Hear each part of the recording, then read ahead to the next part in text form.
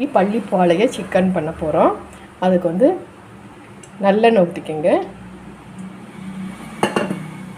நல்லா காஞ்சிருச்சு. இதில் சோம்பு போட்டுக்குருவோம்.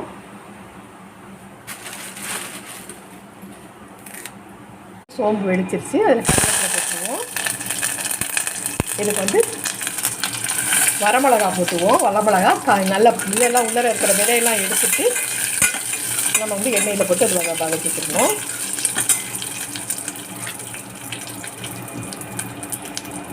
இதோடைய வெங்காயம் போட்டுக்கங்க. நீங்கள் சின்ன வெங்காயம் இருந்தாலும் போட்டுக்கலாம், பெரிய வெங்காயம் இருந்தாலும் போட்டுக்கலாம்.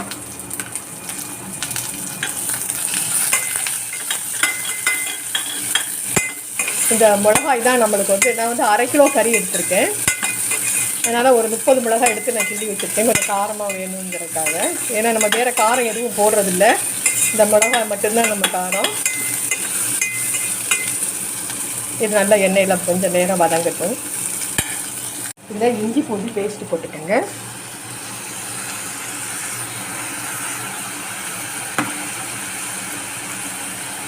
நல்லா கிண்டி வச்சுக்கோங்க.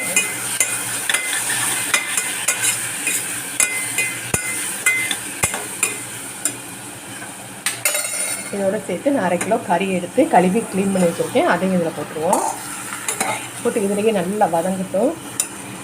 இதோட கொஞ்சம் மஞ்சள் தூள் போட்டுக்குவோம். இதுக்கு தேவையான உப்பு போட்டுக்கோங்க.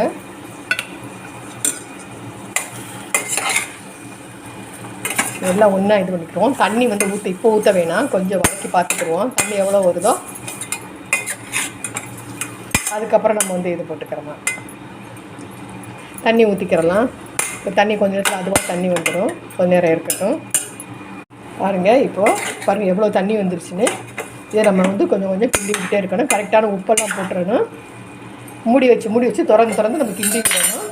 இப்போ நம்ம மூடிடுவோம். ஓப்பன் பண்ணி பார்ப்போம்.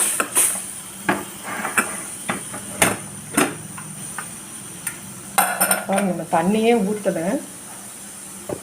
அதில் எவ்வளோ தண்ணி இருக்குதுன்னு பாருங்கள். பாருங்கள், நான் மிளகாயும் போடலை. இந்த மிளகாயோடைய காரம் தான் இருக்குது. இன்னும் கொஞ்சம் நேரம் கொஞ்சம் லேசாக தண்ணி இருக்குது. இந்த தண்ணியை வற்றிடுச்சுன்னா நம்மளுக்கு வந்து பள்ளிப்பாளையம் இது வந்து சிக்கன் சூப்பராக வந்துடும். இதில் வந்து சின்ன வெங்காயம் போட்டிங்கன்னா ரொம்ப நல்லாயிருக்கும்.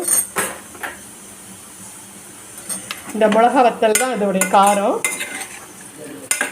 இது நல்லா அப்படியே வேகட்டும். கொஞ்சம் தண்ணி இருக்குது, தண்ணி வற்றட்டும். இதில் பாருங்கள், தேங்காய் சில்லு.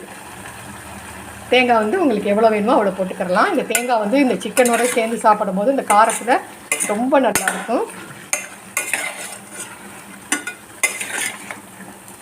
பாருங்கள், நல்லா இதாகிடுச்சு. இன்னும் கொஞ்சோண்டு தண்ணி இருக்குது பாருங்கள். அந்த தண்ணி மட்டும் கொஞ்சம் வற்றிக்கிறட்டும். பாருங்கள், நல்லா தண்ணி வற்றிடுச்சு. இப்போது போதும். இந்த காரம், இந்த தேங்காய் இதெல்லாம் வந்து சூப்பராக இதாகிடுச்சு.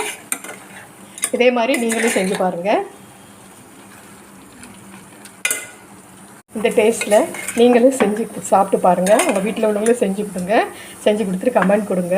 இது ரொம்ப வித்தியாசமாக ரொம்ப சூப்பராக இருக்குது பாருங்கள். இதை நீங்களும் பண்ணுங்கள். ரொம்ப ஈஸியாக பண்ணிடலாம்.